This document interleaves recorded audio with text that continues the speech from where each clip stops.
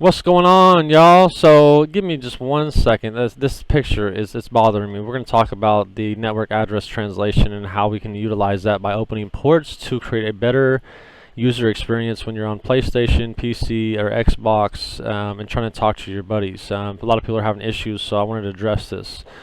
But I do not like how I made Facebook look, so let me do something to make them look a little bit better. I do enjoy the opportunities with every one of these companies for sure. I think that looks alright for now, huh? Yeah, that'll have to do. It's a little too fast. I'd like to slow it down to tell you the truth, but I can't be a perfectionist while I'm trying to create the video. Okay, so I took the time to make a couple of slides, and this is going to be my first how-to video on how to do anything in Modern Warfare. I've made videos that you guys can check out by typing in gaming like this with a dot like that, and a S and a B and a D and a dot and a H and a O and a W. Not house or howzawa. It's just gaming.how right there. All right, boom. And so right now what I'm doing is creating the layout really. I want to be able to give good insight into good products and be able to ensure that people are getting something that's worth their money and buying it from places that are going to be able to give it to them at the price that it's worth, at the current value in the current time, instead of just manufacturers listening their stuff and never giving a discount out like most of these stores are, because you know, obviously they aren't selling as well or whatever. If you have a manufacturer site, a lot of times it's a good place to go, but a lot of times you're going to pay the very most, so you don't want to really go there unless it's something brand new. Alright, so the network address translation is killing people. Sometimes like your audio, let me go back here for, sometimes your audio is absolute terrible and trash, right? And communication is a big deal. So first thing, before I even hop into this slide that I made here on Google with this amazing utility G Suites that I utilize every day, check out the link below. I'm actually affiliated with the G Suites program, and it allows me to do some of these things like build this website, for example. And that is just a side note. I started 3 years ago into computers, as far as I didn't know how to remove a virus or type fast at all, and I'm still terrible at it. But I made this Warzone drop little presentation, right? So we're gonna go to present. I'm just gonna talk about it a little bit. So the Warzone drop in general, ensuring you utilize all advantages. This is super key. People don't realize how many metrics are out there when it comes to playing Warzone, and without failure, or with failure to utilize each and every one of these tools on a regular basis, is going to create just a sense of uncertainty in your gameplay. And there's so many people out there changing their method of gameplay and their sensitivity and their settings, and it's not that. Like, you're a good player, believe in what you do and continue to do that, and you know, you'll get better. You know, like Formula, for example, he has a sensitivity of, you know, 5 or 6 depending on which game he's hopping into, and this guy is he's one of the legends out there, right? He's a professional player for the Houston, whatever professional team it is on for gaming. I don't know all those details. I'm not that big into it, or haven't got that big into it yet. All I know is what works in gameplay and in networking, and as well as the hardware and software goes. So I haven't reached the pro level yet. Can't wait to do that. Choosing a squad leader. Okay, so I put this first because if you're in a team, right, you need to have one leader, not 10, not 2. Now, if you guys are good, you can be like the streamers and have 2 sets of duos running quads, right? But if you have, let's say, a trio and there's 3 different leaders playing together, you're going to find that a lot of times you're just wondering where you're going and why you're going that way. Good teams are built because people like, you know what, I'm going to name one of the people that we had beef with, and there's animosity in between us. Clarify. He's a streamer. You guys should check him out on Twitch. Clarify was absolutely dominant playing Black Ops. And so I was just getting into streaming when I first had heard of Clarify, and you know, he was a great squad leader. You would notice that his whole team ensured that he always stayed alive, and they fed him as much ammo and guns as possible, as well as another player on his team. I can't remember his name. I wish I could, but he's a monster. And he ended up doing a lot better than Clarify and going into Modern Warfare. He lost that teammate, and now not only his teammate but him are both stuck in a position to where they have no chemistry built up, and both their teams currently aren't doing anywhere close to as well as the one that they had together. And it's because of the synchrony that they had. To clarify, playing, honestly, I felt was implementing jealousy by the feedback he's getting versus the guy who's playing with it was actually a better as far as the gunmanship skills. But clarify as a team leader, which is invaluable. And so he led that team to get a lot of views, and now like his stream was not doing as well when he hopped into Modern Warfare, and I feel for the guy, honestly. But that squad leader and having that respect in the leader and the trust in the leader ensures that there's no communication barriers. So the squad leader is something you should really take into account.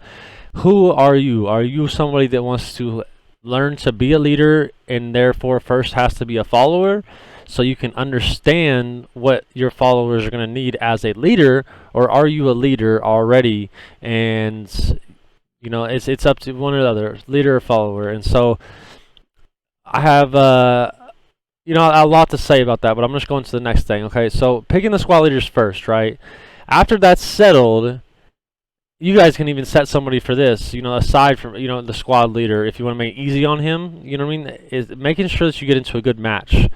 Pay attention to your ping meter. And if you're looking for a match, if it's solos, quads, duos, trios, whatever it is, you got to pay attention to this ping meter. The ping meter is going to tell you the RTT, the real-time transmission of your network latency in milliseconds, which it is taking to connect to the closest server, right? So at first it's still 60 millisecond pings. Maybe there's one server that's 60 milliseconds away and it's trying to create a match there, but it takes too long, or the server's cleaned or whatever, or your NAT types aren't open and it's just not letting you get into that server, which is always a problem with me, and I see it in so many players. So opening that NAT type will help. But the ping right here is going to tell you, you know, let's say it's 140. I'm not playing that match, and I know to back out of the lobby and restart the matchmaking server until we get something correct, because otherwise our team's going to have a terrible night and our gameplay is not going to be great.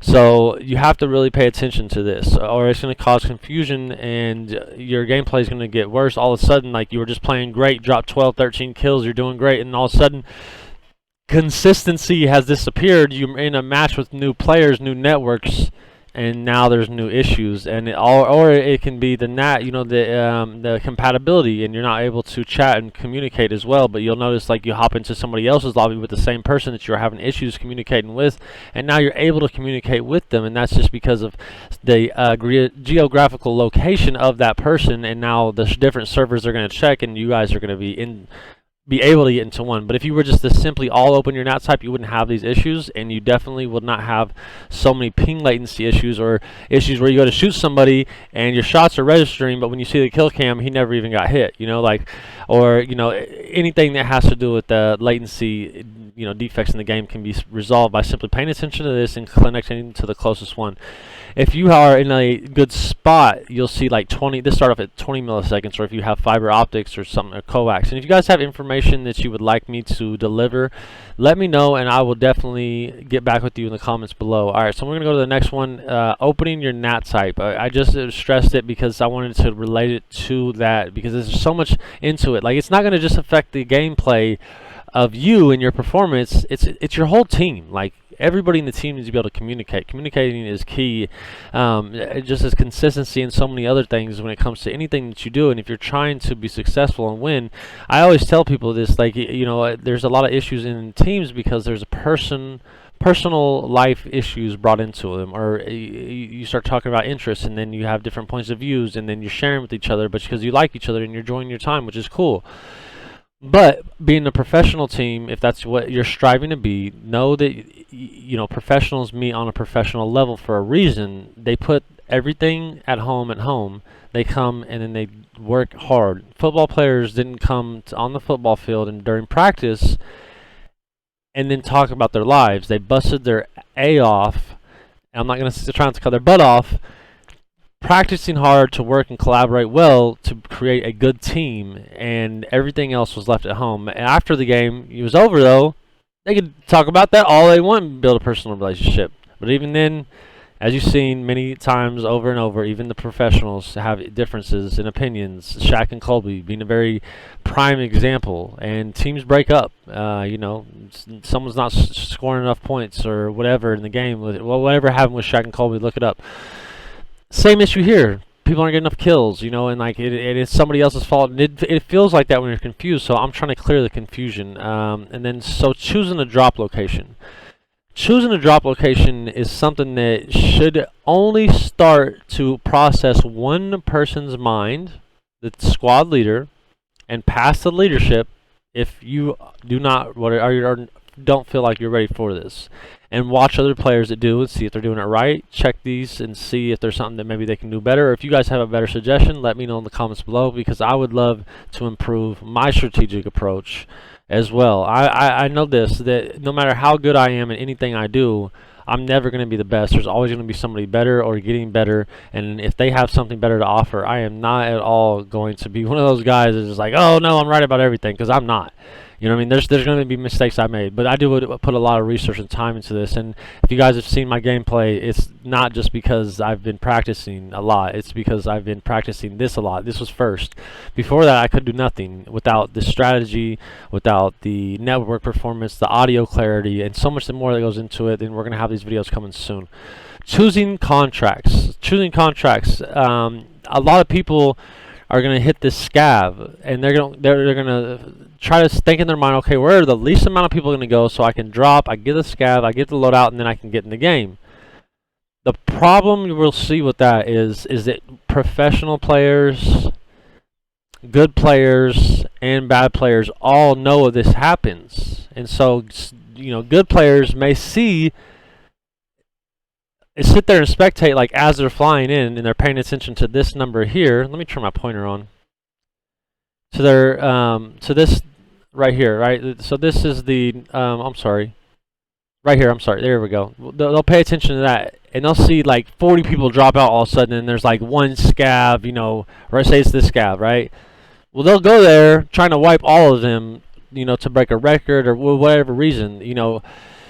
Bad players or not as good players, rookie players, whatever you want to call them, they'll drop at one of these and out in the open, like, okay, I'm gonna go out here. Well, no, now people know that you're there, so now you're just a target. You know, like, you don't want to choose it based on that. You want to choose based on your knowledge of that map right there. Like in Lumber, can you land at Lumber and feel confident about playing? And if not, are you trying to become confident? I am. I know I try to become confident in these places. So that brings us to the next one.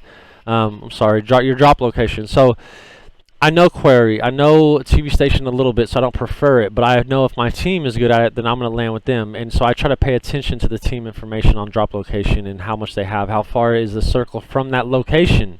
And when I say circle, let's go back to, let's see, we can go back, I think here.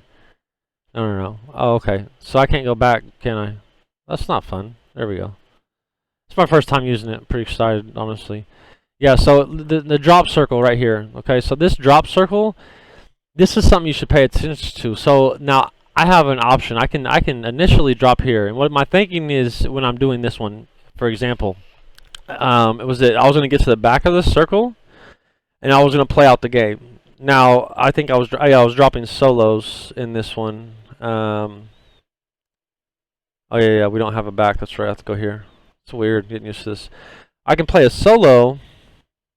Right, I was playing solo, and then I could drop in, right, and then like go here for whatever reason. But I thought in my head, you know, just play it out. But then I realized that there aren't a lot of people going here and here, right? So which gives me an opportunity just to loot real quick, get my loadout, and hit all the people I saw coming here, get some kills in, knock out some bounties, and have easy kills when people come inside right here, because this is just an open freeway, right? And then up here there's a lot of cover, and then if people come inside to rush me, I'm very confident in my map knowledge, like I said, you know, which is a slide in the future, but we're going to see it here in a couple pages anyway. I'm very confident because I know that there's 7 levels to airport, and people are like, what? Like, there's not 7? Yeah, there's 7 levels. There is the underground parking where you can drive the car underneath, and then above that there is another level which you can access if you go underneath where the baggage claim is right here. Then there's an additional level just above it, which is the level that would be parking, the ground level. That's 3. Okay, so above that is your parking levels, high level, right? That's 4. And so that would be the roofs of the buildings inside, or the next level up at the main floor of the airport. That's so whatever. And then there's an additional one that's even higher and one on top. So I mean 7, 8, whatever. The point being is there's a lot of places to go inside there that I know, and I feel confident that if there's a team that pushes me, no matter how good or if they're pros or whatever, like I'm gonna get away from them if I need to get maybe some shield plates on it, or a different gun, or I just have the money for loadout, I'm trying to buy it, whatever. Choosing a drop location, a lot of people will base it off of the contract, and it really sometimes I honestly prefer not to go where there's a contract if I know that there's enough money to loot there. Or where there's no buy stations, because now I know that there's nobody there, and I know where everybody is around me, giving me the intel. Which if I have more intel on where you're at in your location, I have a better probability of winning that fight. And I want to increase these probabilities. I'm not trying to camp it out. I just want to ensure that when I'm playing with a probability of winning of 1 in 150, less than 1% chance of winning, right? That's like what 0.75. A 0.75. You have 75% of a chance out of 1 in 100, right, of winning. Not even a whole 1% chance to win this. Okay, so you have to think, if you're not taking all of these into account and all of these, all the strategies, all the advantages, then how do you expect to win games? Another thing is, if you look at A, B, C, D, E, F, G, H, I, J, now that right there is something that a lot of people didn't realize. Maybe most people would be familiar whenever they're asking for the coordinates and the preview to Cold War that you had to actually play a game mode to see. And they all ran into the building, and like it's about to be a nuclear bomb that blows up inside of stadium. Okay, so my point being is that if you were really good, like, okay, we're hearing shots, right? That's probably like, E6. Well, E6, here it is, right? You know what I mean? Like, you can now call out sections to each person, but again, it's how much time do you want to invest in it? It's just a game, right? And so I'm just giving you what's out there. Okay, so choosing the contracts, I honestly, personally think that if I had 2 to choose from in a quad, I'm talking about quads here, I'm going to choose either the scavenger or the bounty, right? I'm going to choose one of those 2. Catfish has marked both of these, and these are very good ones to pick for duos, unless you take into account that we want to get a loadout really quick, and in lumber, like we could just loot over here and grab a loadout right here, boom, knock it out, and we wouldn't even have to worry about everybody that's going to drop there. That's my thinking on it. Catfish, he wants to push, he wants to get kills, he wants to look, good for his channel, because that's what you have to do for his channel. He streams on Twitch, right? And so it's a good player, but we just have difference of views. Like, I want to take more strategic approach. I feel like I get more kills that way, and when I win my fights, I'm not having to replay it and take my time. It's to him, he wants to be able to kill everybody without even having to think about a plate. And like, one day he's really good. Y'all should really check him out. Dude's a monster. Using your ping for a drop point. Okay, so there's so much that goes into a ping. Okay, so when the drop location changes, number one, that ping is not a freaking vacuum that's sucking you guys in. You don't have to go to that ping, but you have to have one person, again, squad leader, that's saying, hey, veer off, let's go here.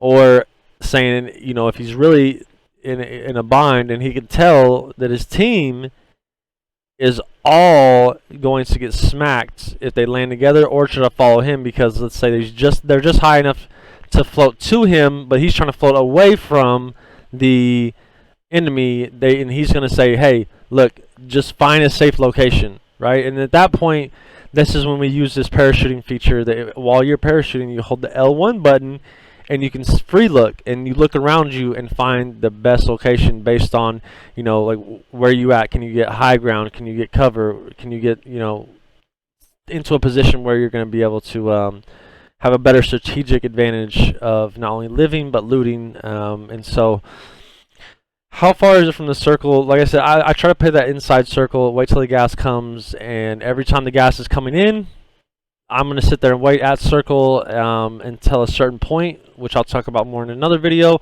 and then I back up. And that's kind of the end game video that I don't want to get into because it's a lot right now. So let's say everybody spreads out, like I said, a team leader should say whenever they're in a bind, right? Well, getting a high ground position would be great in that point. I was landing at the this is okay. So the previous one where I marched in the center of the circle at the very back, I was landing, but I was getting a lot of people behind me ready to shoot at me, right? And I just dove down to avoid that because I love airport in general. And then I noticed them follow me, so I was like, okay, I'm just going to slide over here, get high ground. I got cover, and I don't have to worry about somebody shooting at me. And even if they do get up there real quick and get a gun and shoot at me, I can always hop down here. I can go over here to the hangars. I can go over here and around into one of these tents.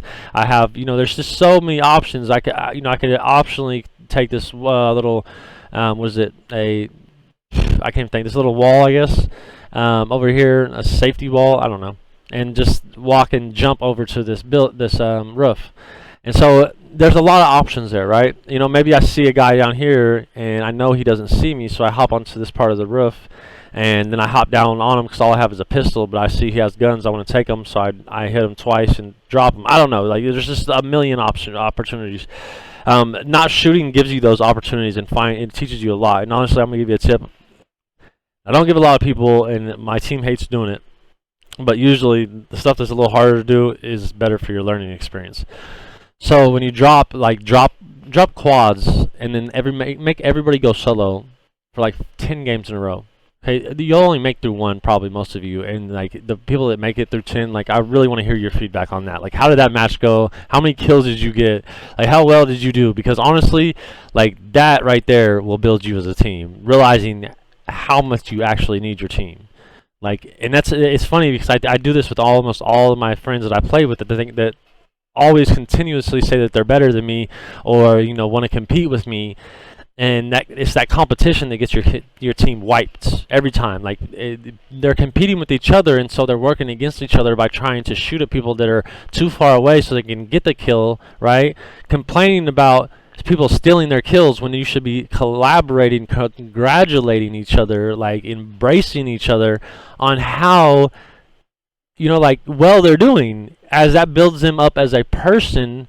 And if they're a better person, they'll be a better player or better at whatever they do. Like, and you guys will have more of a, energetic, enthusiastic approach. That it has more open-mindedness and will have just more opportunities in every aspect of your gaming performance. Okay, so dropping in, getting your drop first, it's critical to an extent. Now, I say that because there's different ways you can look at this. So when I say to my team, like, hey, we're dropping airport, all right, this is where we're going, we're landing at the parking lot. When I jump, my team jumps, and that's what I expect, right? Because if not, then we're going to be waiting on somebody else, and we didn't get there as fast as I got there. We got us there as fast as the last guy got there, because we don't land as a person, we land as a team. And the people out there complaining, why did it take so long to get to your drop? No, like, why did our team take so long to get to the drop? Right? Why is that? What do we need to work on here? Like, maybe it's communication. You never know. All right, so look, my eyesight is set, right? This is where I'm going. I got my body flexed all the way up, and if you slap that chute open about 100 miles an hour, you can get a good visual. That is if you're trying to go at a distance and you can't just drop straight to it. Okay, so I would rather recommend that, right? But if not, in a situation like this, I was going to have to open the chute twice. I drop 100 miles an hour, I pull up the chute, I drop down, and I aim directly for the airport, right? Maybe tilting up to its level a little bit in some cases. And then I pull the chute again. And then that's when I use the L1 feature to look down, see who landed, and to make sure I'm making a good approach so I don't get killed like most players do in the first literally 1 minute of the match. I think it is like that. You'll see 90% of people dying. Oh, not 90, that's a huge number. 75 people, 80 people dying. So like that's give or take just a little bit over 50%. So anyways, yeah, just a little bit over. So oops, I didn't go that one. I need to go back. Boom, boom, boom, boom. Alright, so get into your drop first. So when you get to the drop, make sure that you're paying attention to the circle closing time management. When the circle is closing, That clock at the top says a lot, and it is always going to be a different time that you actually have before you need to leave.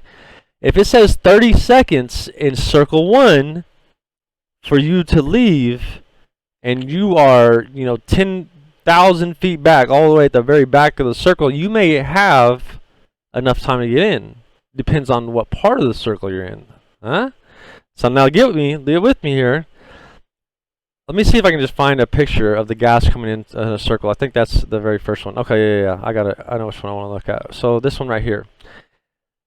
So when this circle, the gas comes in, the circle goes like this, right? It'll open up, and it's going to cover just like this whenever the gas starts coming in, right? But it actually starts back here, right? And so it comes in, it comes in, it comes in. You'll notice at this point where it is the most farthest to the edge of land, right? Right about here. The circle is going to be the biggest, but as it gets here, it's coming out, right? So let's say this is a drop right there, okay? Matter of fact, can I put a pin on here? No, I can't. Anyway, so if you're here, now you know that the circle is going to close fastest on you, right? So, and you're at the very back. So you might only have 30 seconds or 45 seconds that you need to start running at, like, to get there and not get killed by the gas, because the first circle is obviously the fastest. But however, if you are right here and the corner is right there and you're at the back of the gas, not only is there not that much distance, but you have way more time because the circle isn't really moving that fast as it would be in this location here. It's going to be moving much faster because it's closing at the same speed, but the distance in between the edge of the circle and the back of the gas is much greater. So it may be closing at 1 second, right? But there may be going like, every 1 second this is covering, maybe 1 foot, where every second this is covering, like maybe 30 or 40 feet. So it's moving so much faster where you're at currently as far as distance goes. So I'm not like a mathematician or anything, but I just understand that happens. I play a lot. Here we go to the next one. So choosing contracts. We did that one. Using the ping, communication, drop change, drop location, getting high grounds. We're done with that. Getting to your drop first. Oh yeah, I went to the back. Okay, looting efficiently. This is one of the key things that I want to talk about, because with the looting efficiency I see in almost every gameplay, it's almost ridiculous. Like, there's one thing that I have in mind. Okay, when I land, I want to load out, and I want to be able to move as fast as I can to get to every box that I can, right? So a lot of people pick up guns and they'll look for players to shoot. I'll pick up a gun that I know can kill a player. I'll hear a player, know where he's at, ping him for my team to see so they don't get shot by him, and continue to loot. What my team does, well, it's not always the best thing. They want to shoot. But before you do such a thing, you need to look around, and you need to make sure that you have that 10,000 given to somebody to get that loadout. Like, honestly, if your team decides that they want to push somebody before you got the loadout, I feel as if they should have one person designated that is supposed to go get the loadout box and buy that loadout box and drop it, and that's it. He can't do nothing else with that money. So if they choose that way, they know that they choose to push a team prematurely, that they're going to have premature action consequences, or consequences for their premature actions, right? And they're going to the gulag and have to wait for him to get everybody out, because that's what they do every time they start shooting first. Not saying that you shouldn't. There's times where you should shoot first, but there's a lot of strategic approaches that you make to ensure that you don't have to make that first gunfight without your loadout. Good players will have the loadout first. Now, pushing as a team, honestly, with no guns can be something you can do as practice, or because you want to learn how to fight with a team. And so, in a moment where you're trying to learn to get your gunfighting skills to where they need to be, I feel it's very important to just rush people automatically and get your loadout only by getting the money from other players, because that will build you as a team quickly. Looting efficiency. There's so much that goes into it. Make sure, because that time management, again, it goes back to that. Alright, so is this the last page? It is the last page. How about that? Alright, so this is just a little bit from me. I could break it down, make it slower, but you guys can give me feedback. I really just do not know what it is that I'm going to do yet. And it's just kind of an experiment. Let me know if you guys have gotten incredible information out of this. If you want to see more videos, Show some love. I appreciate it. And G